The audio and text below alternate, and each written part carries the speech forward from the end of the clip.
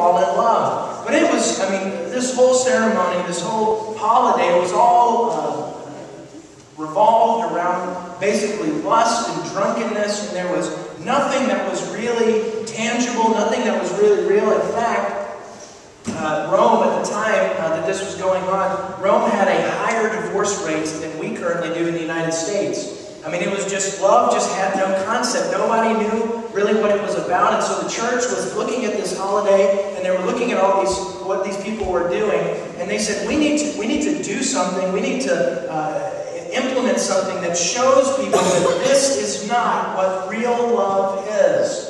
And so they did as they've done with several other holidays. We're about to celebrate Easter, which they put on a pagan holiday to circumvent that, show the nature of Christ. Some people argue Christmas is the same way. And they took this day and they said, what can we do?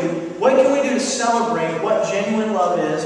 And they decided that they would take this person, we now know as Saint Valentine, and put him as the figurehead of this particular holiday. Valentine was a pastor in Rome around the 4th century, and was under pretty big persecution at that day. Christians were under a high level of persecution. And there was something that was interesting going on in that day. The Caesar of that day was basically doing what all Caesars tried to do, trying to take over the world, one nation at a time. But he was running into a very difficult thing. His men that lived in the Roman nations were not wanting to recruit into the army and go off to fight in battles, because they kept getting married. Right? Like, they got married, and they're like, I don't really want to leave home. I don't want to go travel for 2 years, walk into some other place, and come back. I want to stay here and raise a family and do normal family stuff. And so, that Caesar forbid marriage. Said it is against the law to get married. And this pastor, Valentine, looked at the scriptures, and he looked at God's heart for marriage, and he looked at what genuine love was, and he said, man, no man should stand against this covenant that God has established. And so Valentine started up an underground organization where he would marry people at night. And he would sneak them off, and he would whisper their vows to them so that nobody would get caught. And so he continued marrying people, and he became known as this marriage pastor that you could go to and get married. Well, it just so happened that in late January, the couple got away, but Valentine was captured. And he was arrested and thrown into prison. While he was in prison, he met the jailer, befriended the jailer, led the jailer to Christ. The jailer had a daughter who was sick, and the jailer brought his daughter to Valentine, who prayed over her, and she actually became well. And he began talking to this young lady, and began just befriending her and just being genuine and showing genuine compassion and care for her.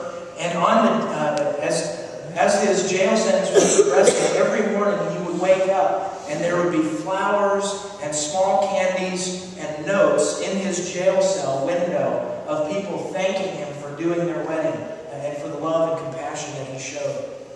At the end of his sentencing, he wrote a letter to the jailer's daughter, basically explaining the heart of why he had to do what he had to do, and his faith in God and his belief in who God was. And he signed the end of that letter, "Your Valentine." February 14th, he was taken out publicly and was beaten almost to death. And as an act of grace, they cut his head off to execute him. That would make a great Valentine's card, right? I stand on the head. Happy Valentine's Day, right? And so, man, as I was thinking about this picture, and the church, as they're looking at this concept of love that the world has wrapped, their culture and their time had wrapped their minds around, they said, what can we show that is a genuine, authentic picture of real love? And they landed on Valentine, Saint Valentine. So they gave it Valentine's Day.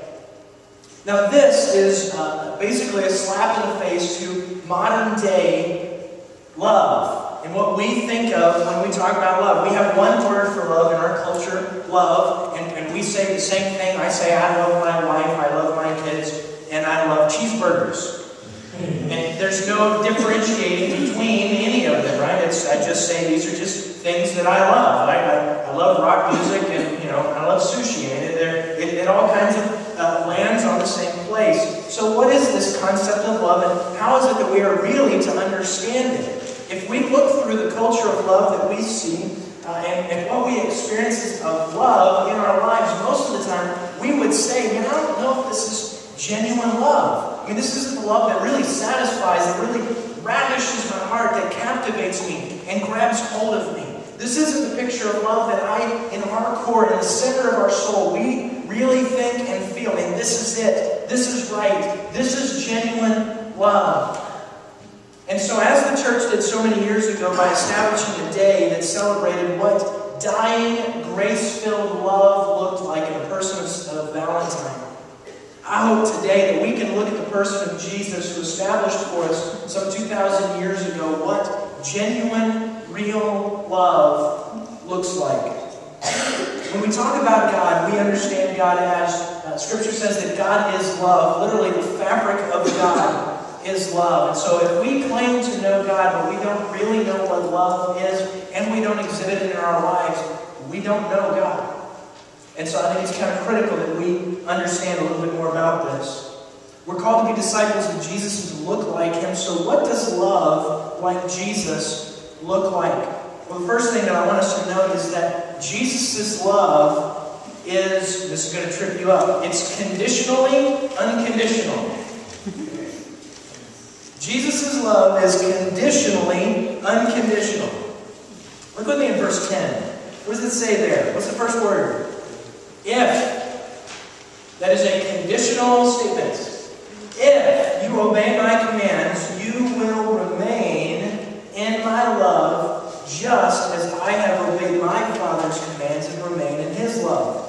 Now remember, first in verse 9, he started out and says, the Father has loved me, as the Father has loved me, so have I loved you. Now remain in my love. He's painting this chronological picture of the affections of God, the love of God, that God loved Himself first. He exhibited His love in the person of Jesus when Jesus came here, and Jesus purposely loved humanity and extended His love to them. Now He gives us the opportunity to remain in His love. Now, when we talk about love, you've heard me preach sermons on the concept of love before. In the Greek language, there's several words for love.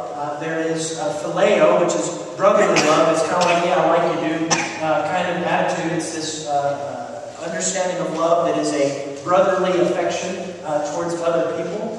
There is eros, which is the word that we use to get erotic from. It is erotic love, it is sexual love, and it is that picture that looks like that's there. But then there is also agape love, and agape love is the word that is used most often by the person of Jesus and by God in the description of His love when He says, I love you and you should love others. He uses this word, agape love. And the actual definition of it is a God-like, unconditional love. So if God's love is this unconditional love, how is it that I can make a statement that says that Jesus' love is conditionally unconditional? Well, the first thing that I want us to understand, and when we think about this, we look and we go, Chris, this just isn't fair. Like this concept that God could have love but not have love or whatever. The first thing I want us to just put out of our minds is that fair is not a biblical value. You look in Scripture and try to find fair for me. I, for one, am very grateful that we do not serve a fair God. Because if we did serve a fair God, I'd be on my way to hell. Because that's fair. That's right. Jesus dying for me is not fair. It's not right. And so fairness, friends, is not a biblical concept. So when we think of this nature of love, and we think about what it means, this unconditional nature of love, if we say that it's conditional, and we say, well, that's not fair, understand that fairness is not a biblical concept. The second thing I want us to understand is that Jesus' love for us supersedes our actions. It starts before us. The condition of Jesus' love does not hinge upon Him. Who does He say that it hinges on? If you obey my commands, you will remain in my love. If who obeys commands? You. Who is the conditional statement resting on? It's